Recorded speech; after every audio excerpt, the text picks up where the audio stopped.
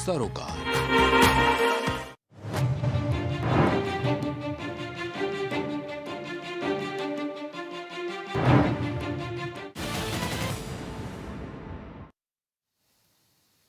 नमस्कार, आप देख रहे हैं प्राइम टीवी और मैं हूं आपके साथ मुस्कान अजवानी। खबर दोपहर में आज हम बात करेंगे 2024 से जुड़े तमाम पार्टियों की जो अब लगातार अपनी चुनावी तैयारियों को धार देती हुई नजर आ रही हैं। जहां एक तरफ भारतीय जनता पार्टी दलितों को साधने के लिए कवायद कर रही है, तो वहीं दूसरी तरफ अब यूपी में अखिलेश यादव भी पीडीए के फॉर्मूले पर काम करना शुरू कर चुके हैं। और अखिलेश यादव के साथ ही आज तमाम पार्टी के वरिष्ठ नेताओं की एक अहम बैठक समाजवादी पार्टी कार्यालय पर होनी है। और देखिए, अब इस बैठक में भारतीय जनता पार्टी को कैसे घेरना है, इस पर भी चर्चा होगी। और अखिलेश ने अपने पीडीए की परिभाषा भी अब कहीं ना कहीं बदली है, या यूं कहे कि उसे मॉडिफाई किया है। अब वो एम में अगड़ों का भी जिक्र करते हैं।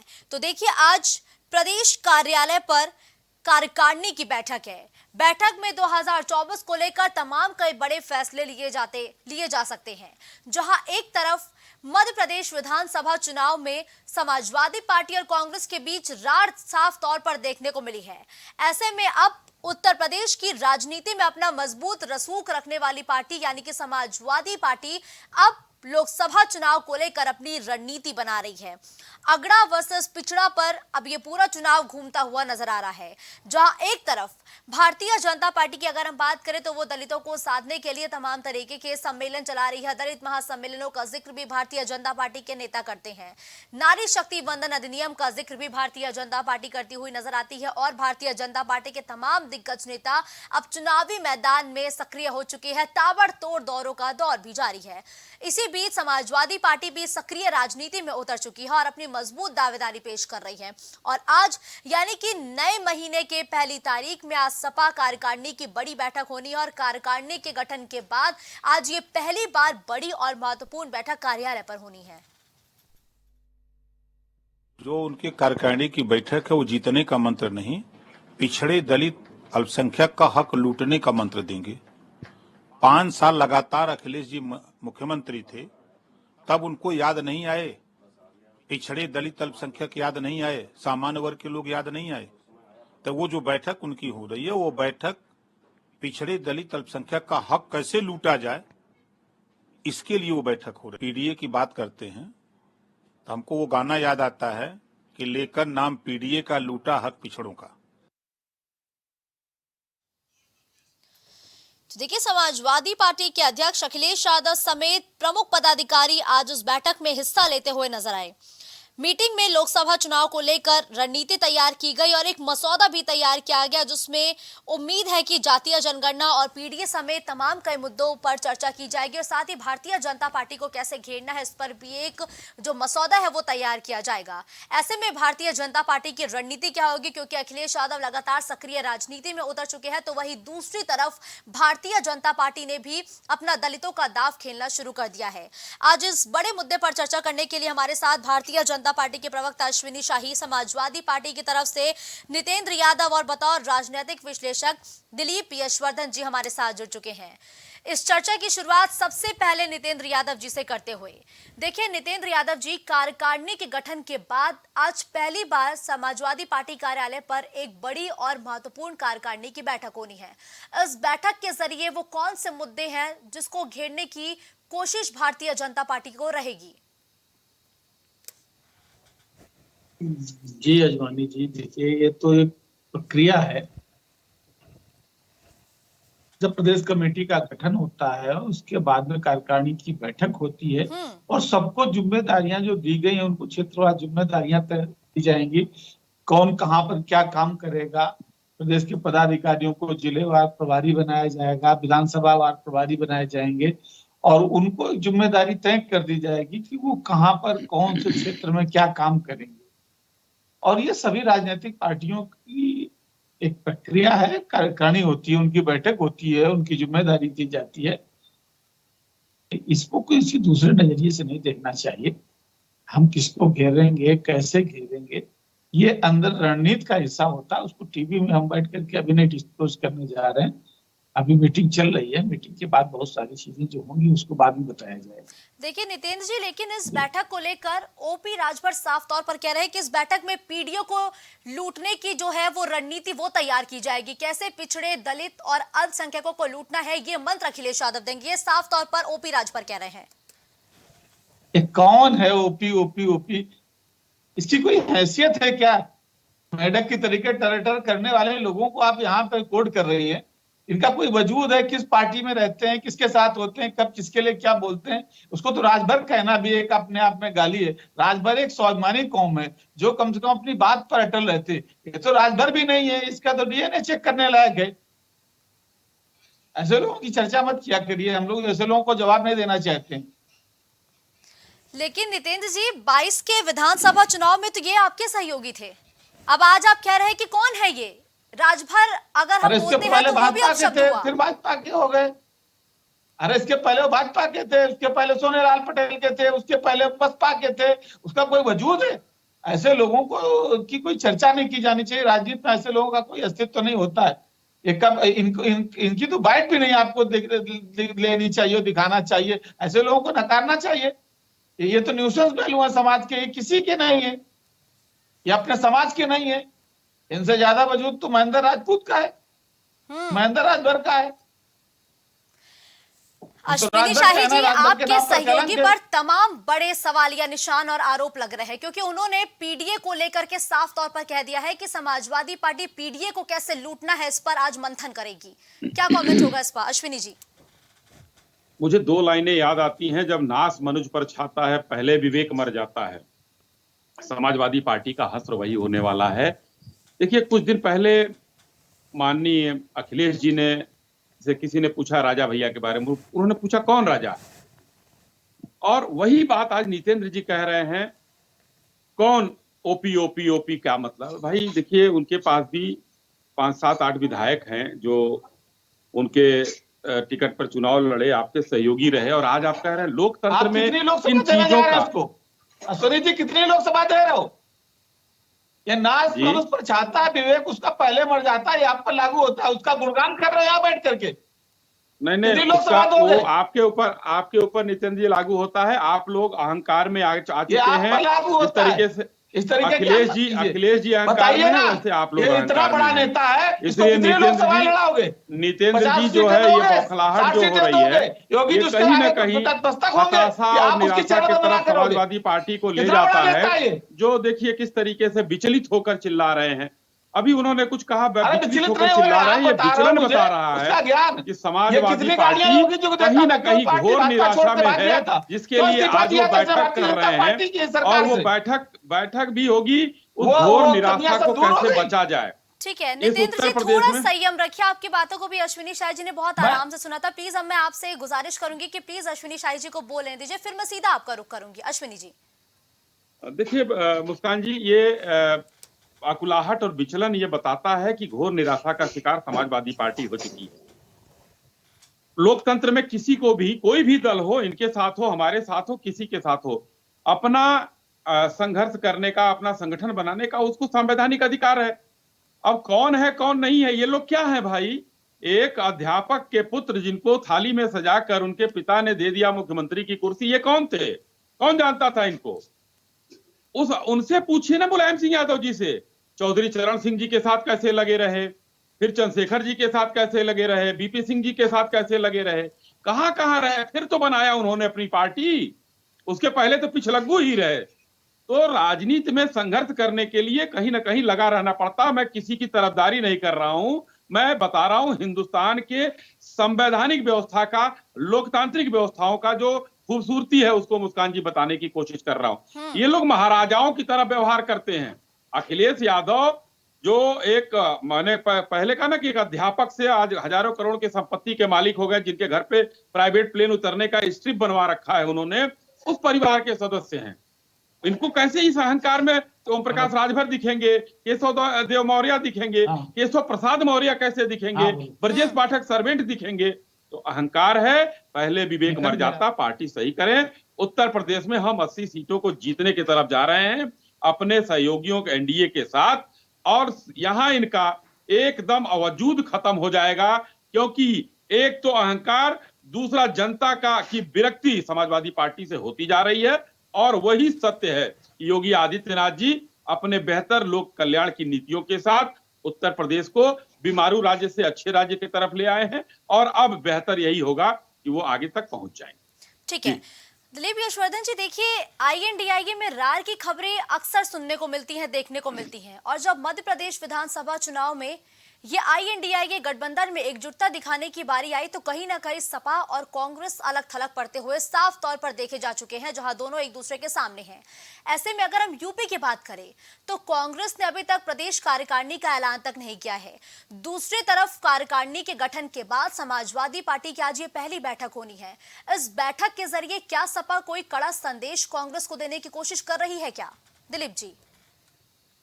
अब मुस्कान जी, मैं नहीं मानता, क्योंकि कार्यकारिणी गठन के बाद ये एक नॉर्मल प्रक्रिया होती है किसी भी राजनीतिक पार्टी में अपने नए सदस्यों के साथ, नए पदाधिकारियों के साथ बैठक करना और एक दिशा निर्देश तय करना। तो जाहिर सी बात है कि उत्तर प्रदेश में इलेक्शन का माहौल शुरू हो चुका है 2024 को लेकर, और बाकी 5 राज्यों में चुनाव हो रहा है जहां पर सपा भी शिरकत कर रही है, स्पेशली मध्य प्रदेश में बहुत तेजी से कर रही है।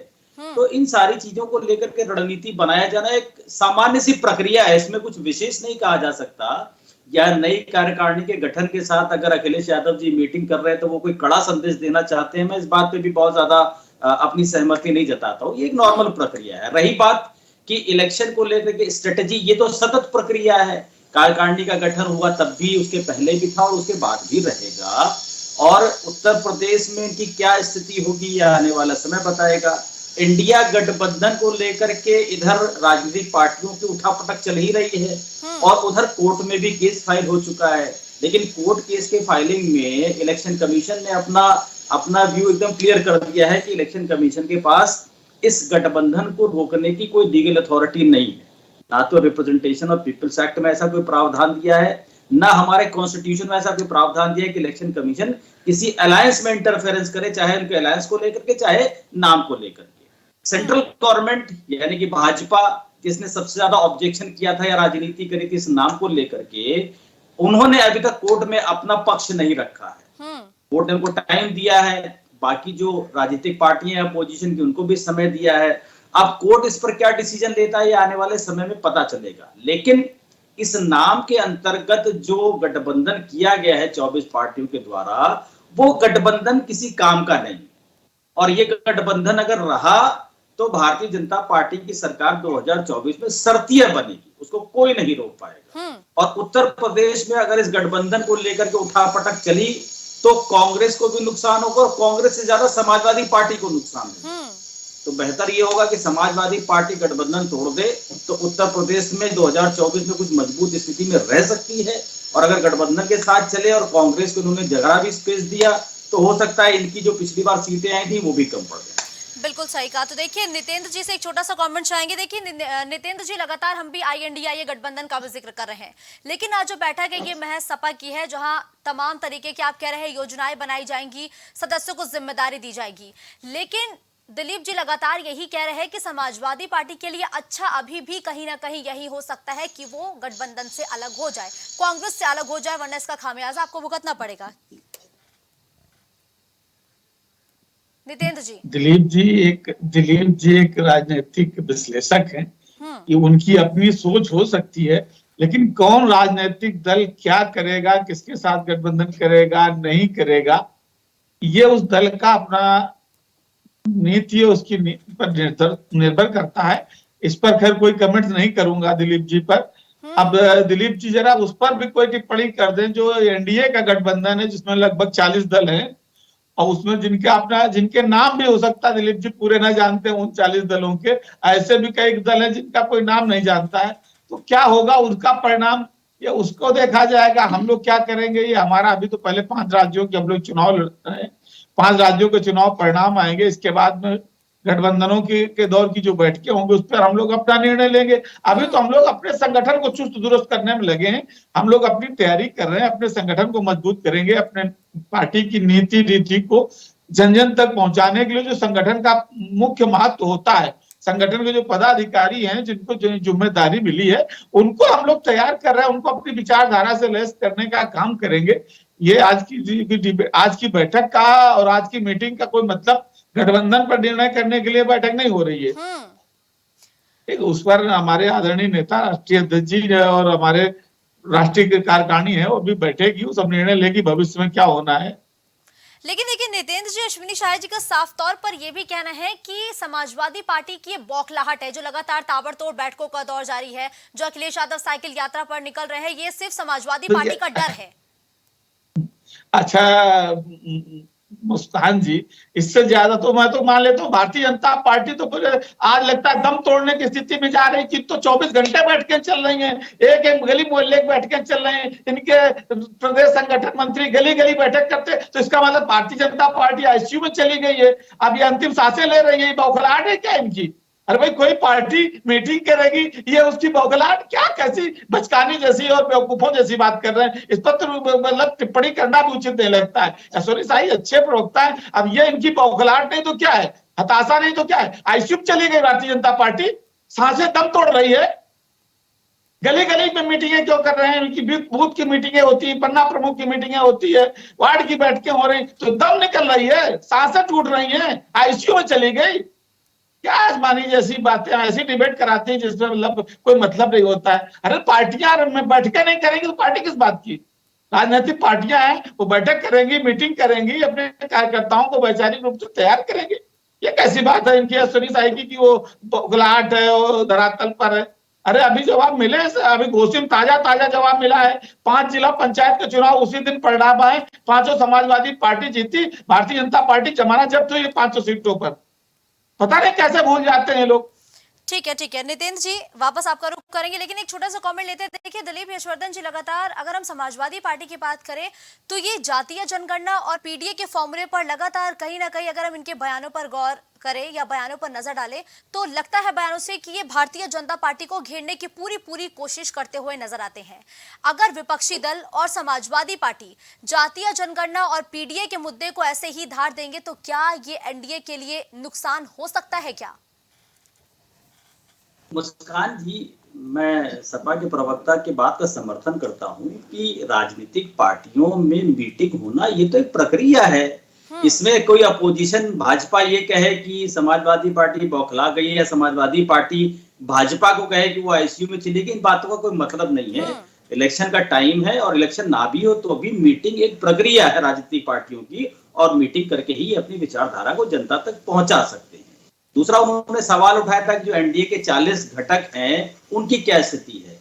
कुछ छोटे दल या क्षेत्रीय दल ऐसे हैं जो उनसे अलग हो गए हैं। जैसे मणिपुर में एनएमएफ जो मिजो नेशनल फ्रंट है उसने इनसे अलगाव कर लिया है, अकाली दल ने अलगाव कर लिया है। कर्नाटका में जनता दल जो देवी गौड़ा जी की पार्टी है उसको लेकर के बड़ा बवाल चल रहा है। देवी गौड़ा साहब ने कहा है कि हम एनडीए के साथ गठबंधन करेंगे, लेकिन केरला यूनिट ने और कर्नाटका यूनिट ने साफ मना कर दिया कि हम एनडीए के साथ गठबंधन नहीं करेंगे। लेकिन मैं सपा के प्रवक्ता महोदय को ये बताना चाहूंगा कि गठबंधन को 2 नजर से देखा जाता है, क्योंकि भाजपा अपने आप में बहुत मजबूत है इस समय, इसलिए अगर उसके साथ 2-4 घटक दल हट जाते हैं या बढ़ जाते हैं तो फर्क पड़ेगा, लेकिन उतना फर्क नहीं पड़ेगा। लेकिन जो आपका गठबंधन है 24 दलों का, पहली बात है आपके गठबंधन में हर पार्टी अपने अपने राज्य में मजबूत स्थिति में है, कोई किसी के नीचे ऊपर नहीं है। लेकिन कोई भी पार्टी इस स्थिति में नहीं है कि वो अकेले लड़कर के सरकार बना सके, चाहे कांग्रेस ही क्यों ना हो। केंद्र के सरकार की अगर मैं बात करूं तो बाकी पार्टियां छोड़ दीजिए, चाहे समाजवादी पार्टी हो गई, चाहे आम आदमी पार्टी हो गई, चाहे टीएमसी हो गई, चाहे कोई क्षेत्रीय दल ले लीजिए, वो अपने राज्य में मजबूत स्थिति में है। अब जो मुस्कान जी आपका सवाल था कि जो पीडीए का फॉर्मूला समाजवादी पार्टी लेकर के चल रही है, आज से लेके नहीं चल रही, इस बात को विधानसभा में भी अखिलेश जी कई बार उठा चुके हैं। और पीडीए एक नॉमिनिक्लेचर उन्होंने दे दिया है, लेकिन इसी फॉर्मूले पे तो भारतीय जनता पार्टी भी काम कर रही है। क्या भारतीय जनता पार्टी दलित की बात नहीं करती है? क्या ओबीसी की बात नहीं करती है? अभी हरियाणा में देखिए, हरियाणा जाट बाहुल्य क्षेत्र है, उसके बाद भी जो प्रदेश इनके अध्यक्ष थे जाट थे, उनको हटा करके ओबीसी को वहां पर प्रदेश अध्यक्ष बना दिया गया है। उसका कारण है क्योंकि जाट का वोट बैंक 4 पार्टियों में बटा है, ये ओबीसी वोट बैंक को अपनी तरफ खींचना चाहते हैं। मध्य प्रदेश में भी यही फॉर्मूला चल रहा है। मध्य प्रदेश में इस वोट बैंक को खींचने के लिए राष्ट्रपति जी का 6 बार दौरा कराया गया भाजपा के द्वारा। हालांकि ऑफिशियल नहीं है, लेकिन द्रौपदी मुर्मू जी का एक ही प्रदेश में 10 महीने के अंदर 6 बार दौरा करने का मतलब कहीं ना कहीं राजनीतिक निशाना जरूर है। तो ये हर राजनीतिक पार्टी अपने अपने फॉर्मूले से काम करती है और एक दूसरे को चैलेंज देना ये इनका राजनीतिक धर्म है, यही तो इनका काम है। और क्या करेंगे? क्या अपोजिशन सामने वाली पार्टी को सपोर्ट करेगा? नहीं करेगा। तो जाहिर सी बात है कि जो पीडीए का फॉर्मूला है समाजवादी पार्टी का, वो जो भारतीय जनता पार्टी का फॉर्मूला है, उसमें कहीं ना कहीं काट तैयार करने के लिए बातें करी जा रही हैं। लेकिन ये बातें कितनी सार्थक हो पाएंगी, ये चुनाव में आपको पता चलेगा। बिल्कुल सही कहा आपने। देखिए अश्विनी शाही जी, लगातार हम पीडीए का भी जिक्र कर रहे हैं क्योंकि अखिलेश यादव हर एक प्रेस कॉन्फ्रेंस में पीडीए की बात करते हैं और बीते दिनों जो प्रेस कॉन्फ्रेंस हुई उसमें अखिलेश यादव ने पीडीए का जिक्र किया, साथ ही फोन हैकिंग की भी बात कही है। पीडीए और जातिगत जनगणना के आखिर बीजेपी के पास काट क्या है? क्योंकि इस मुद्दे पर मुखर होकर हर एक प्रदेश में, चाहे कांग्रेस हो, चाहे सपा हो, चाहे अन्य दल हो, वो मुखर होकर बोल रहे हैं। अश्विनी जी। मुस्कान जी देखिए, अभी हमने जो है नितेंद्र भाई बहुत अच्छे प्रवक्ता हैं, मैंने लगता है कि मेरे जो बयानों को सुना नहीं उन्होंने, और आप जैसी अच्छी प्रस्तोता ने हमको और उनको भिड़ाने का प्रोग्राम तय कर लिया। नहीं बिल्कुल नहीं अश्विनी जी, देखिए ये आप लोग को और वो लगता उछल है गए जी। नहीं वो उछल गए। कोई ऐसा बयान हमने नहीं दिया अभी आपके चैनल के माध्यम से कि भाई उन्होंने मीटिंग कर लिया तो वो घबरा गए हैं, चाहे कुछ हो गए। मैंने कोई ऐसा बयान नहीं दिया। उन्होंने सुना नहीं, उसको उछल गए और उलझुल अपनी बातें उन्होंने जो है क्यों। नितिन भाई देखिए, ये प्रस्तोता लोग और खास करके प्रेस के अच्छे प्रस्तोता जो है वो राजनीतिक दलों को, हम लोग तो ऐसे ही भिड़ते रहते हैं, ये लोग और भिड़ाने का काम करते हैं। नहीं देखिए अश्विनी जी, आपको मुझे भिड़ाने की जरूरत नहीं, आप ऐसे चुनावी मैदान में भिड़ते हो, ज्यादा अच्छे लगता है आप चुनावी मैदान में भिड़िए। लेकिन मेरे सवाल का जवाब देखिए अश्विनी जी, ठीक है, अब मैं सिर्फ सीधा आपसे अपने सवाल का जवाब चाहती हूँ कि देखिए पीडीए और जातीय कोई बयान नहीं मैं दे रहा हूँ, जवाब आपका दे रहा हूँ, लेकिन मैंने ऐसा कोई बयान यहाँ नहीं दिया था। ये मैं नितेंद्र भाई को बता रहा हूँ, मीटिंग बैठक करना हर पार्टी का अपना अधिकार क्षेत्र है, उसमें हमको दखल देने की कोई आवश्यकता नहीं। दूसरी बात, आपने जो पीडीए का पूछा और जातिगत जनगणना की बात कही, हमने जातिगत जनगणना का कहीं विरोध नहीं किया कि जातिगत जनगणना नहीं होनी चाहिए। उसी के लिए हम लोग रोहिणी कमीशन ले आए, उसकी रिपोर्ट आ चुकी है और राष्ट्रपति जी के पास उसकी रिपोर्ट भेजी गई है। हम चाहते हैं जो विसंगति है उसको दूर किया जाए। लगभग 2633 जो है ओबीसी की जातियां हैं, जिसमें 97 जातियां 27% आरक्षण का 10% उठा रही हैं और 1600 जातियों को कोई फायदा नहीं मिल रहा है। तो हमको उस विसंगति को दूर करना है और हम जो जातिगत जनगणना करा के हम उसको चाहते हैं कि पूरा, चाहे 2008 में जो सुप्रीम कोर्ट का फैसला आया था क्रीमिया लेयर का, जो 8 लाख से ऊपर है उनको वो देने का आरक्षण जो है न मिले, तो उसमें भी हम बात करना चाहते हैं कि कोई जरूरी नहीं कि लालू प्रसाद जी का बेटा भी आरक्षण पाए, मुलायम सिंह जी का भी बेटा आरक्षण पाए, उनका भी बेटा पाए, और मंगरू लाल का बेटा जो है वो आरक्षण के जो है किसी मुहाने पर ना खड़ा हो। वो 1633 जातियां हैं जो कि वो लाभ नहीं उठा रहे हैं, तो हम विसंगति दूर करने की बात कर रहे हैं। दूसरा, ये लोग जो बात करते हैं कि हम जो है आरक्षण दे देंगे, जातिगत आरक्षण कराएंगे, मैं राहुल गांधी को इसमें लाना इसलिए चाहता हूं कि सिद्धारमैया की सरकार आज है कर्नाटका में और पीछे भी सरकार कांग्रेस की वहां थी, उन्होंने जातिगत जनगणना कराया था। आजकल राहुल गांधी जी घूम घूम कर कह रहे हैं कि हम जातिगत जनगणना कराएंगे, हमारी सरकार आएगी तो कराएंगे, लेकिन उस रिपोर्ट को अब क्यों नहीं घोषित करते हैं? अगर इतना प्यार है उनको जातिगत जनगणना से, अभी भी तो उनकी सरकार है, वो घोषित करा सकते हैं। 2011 में राष्ट्रीय एक वो सेंसेक्स हुआ, उसको भी उन्होंने 4 साल सरकार उसके बाद रहे वो 3 साल में घोषित नहीं कर पाए उसको। हम लोगों ने जब चेक किया उसमें बहुत सी गलतियां पाई गई, इस वजह से उसको हम लोगों ने घोषित नहीं किया। लेकिन इन लोगों ने क्या कराया? जनता का गाढ़ा पैसा इन्होंने नाश कर दिया। जैसे बिहार में अभी जातिगत जनगणना कराई गई, अच्छी बात है, हम विकास की बात कर रहे थे वहां, हम पूरे देश में विकास की बात करते हैं और ये जाति की बात में उलझे हुए हैं। 500 करोड़ का अगर कोई उद्योग लगवा दिए होते नीतीश जी वहां, तो वहां की जनता को पलायन रुकता, वहां की जनता को रोजगार मिलता। वो नहीं लगवाएंगे, लेकिन जातिगत जनगणना करा के जातियों में लोगों को उलझाकर और बांटकर वहां के लोगों ने कैसे कैसे मीम बनाने शुरू कर दिए हैं। भाई पलायन तो हो रहा है बिहार से, रोक लें नीतीश जी, उत्तर प्रदेश के माननीय मुख्यमंत्री ने तो पलायन रोक लिया है, लगभग पलायन रुका हुआ है। यहाँ से जो गल्फ कंट्रीज जाते थे वो जा रहे हैं और थोड़े बहुत 2-4% लोग जा रहे हैं, नहीं तो बाकी लोग यहाँ के startup, one district one product, वो माफिया वाला नहीं है कि जो समाजवादी पार्टी चलाती थी, वन डिस्ट्रिक्ट वन प्रोडक्ट। अभी देखिए 6.5 लाख करोड़ के इन्वेस्टमेंट जो आए थे 34-35 लाख के, उसमें 6.5 लाख करोड़ के तैयार हैं और अब जा रहे हैं, पिछला और ये मिलाकर 6.5 लाख का ग्राउंड ब्रेकिंग सेरेमनी के लिए तैयार है वो। ठीक है। तो ये लोग यहाँ पर हम विकास की बात कर रहे हैं, जातिगत जनगणना भी कराएंगे, लेकिन विसंगति दूर कराने की बात है, उस विसंगति को हम दूर कराएंगे। ठीक है, देखिए अश्विनी जी, जैसे आपने अपनी सरकार की उपलब्धियां गिनाई, ठीक अब उसी तरह जमीनी स्तर पर समाजवादी पार्टी भी पोस्टर्स, बैनर्स के जरिए अपनी सरकार के काम को गिनाती हुई नजर आती है। साइकिल यात्रा के जरिए बखूबी ये तस्वीरें देखी। दिलीप यशवर्धन जी से एक आखिरी सवाल चाहूंगी। देखिए दिलीप जी, आपने भी जिक्र किया, हम भी जिक्र कर रहे हैं कि पीडीए फॉर्मूला बहुत पुराना फॉर्मूला है, समाजवादी पार्टी भी उस पर चलती है और बसपा भी उस पर चलती है और भाजपा भी उस पर चलती है। लेकिन जो सोमवार को अखिलेश यादव ने बयान दिया, उसमें पीडीए में ए फॉर उन्होंने अगड़ा भी जोड़ दिया। ये अगड़ा कितनी जरूरी हो जाता है हर एक पार्टी के लिए? अगड़ा आर्ग्यूमेंट पर्पस से जरूरी हो जाता है, अदरवाइज अगड़ों की अब कोई वैल्यू नहीं है, अब सिर्फ पिछड़ों की वैल्यू है। SC ST OBC राजनीति कि ये रीढ़ की हड्डी बन चुके हैं। सारा ध्यान, हर राजनीतिक पार्टी का ध्यान सिर्फ इतनी ही जातियों पे सिमट के रह गया है, अगड़ों पर किसी का ध्यान नहीं है। अगड़े तो बस हैं, और मुझे लगता है यही स्थिति रही तो थोड़ी बाद अगड़े माइनॉरिटी में आ जाएंगे और फिर अगड़े रिजर्वेशन की डिमांड करने लगेंगे। कुल मिलाकर के स्थिति ये बनने वाली है इस देश में आगे चल के, जिस तरीके से रिजर्वेशन को लेकर के जद्दोजहद चल रही है। महाराष्ट्र में देखिए मराठा रिजर्वेशन को लेकर के कितना वहां पर आगजनी करी जा रही है, घर फूके जा रहे हैं, गाड़ियां फूकी जा रही हैं।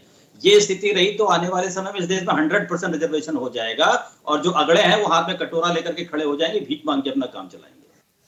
बिल्कुल सही कहा आपने। धन्यवाद आप सभी गेस्ट का हमारे साथ जुड़ते हुए चर्चा का महत्वपूर्ण हिस्सा बनने के लिए। तो देखिए, पीडीए के प्लान को धार देती हुई समाजवादी पार्टी पूरी तरीके से नजर आती है और आज प्रदेश कार्यकारिणी की बड़ी बैठक समाजवादी पार्टी कार्यालय पर होने जा रही है और अटकलें हैं कि जातीय जनगणना और पीडीए के फॉर्मूले को साथ लेकर चलते हुए समाजवादी पार्टी भारतीय जनता पार्टी को घेरने का प्लान भी इस बैठक में बना सकती है। साथ ही अब यह भी उम्मीद है कि समाजवादी पार्टी के राष्ट्रीय अध्यक्ष अखिलेश यादव इस बैठक के जरिए कार्यकर्ताओं में जान फूंकने का काम करेंगे और साथ ही जीत का चुनावी मंत्र देंगे। अब पीडीए का फॉर्मूला किससे नुकसान पहुंचाता है और किसके लिए ये जीवन दान साबित होता है, ये तो देखने वाली बात होगी। लेकिन अब अखिलेश यादव जिस तरीके से लगातार बैठक कर रहे हैं, चुनावी मैदान में सक्रिय हो चुके हैं, उससे साफ तौर पर अब ये एक पिक्चर क्लियर हो गई है कि 2024 की जो पूरी फिल्म है उसकी शुरुआत अब यहां से हो गई है। अब इसका जो फाइनल कंक्लूजन है वो तो नतीजा आने के बाद ही पता चलेगा कि आखिर जनता किसके पक्ष में जाती है और जनता का जनाधार किसे प्राप्त होता है। खबर दोपहर में फिलहाल के लिए बस इतना ही। देश और दुनिया की तमाम बड़ी खबरों के लिए आप देखते रहिए प्राइम टीवी।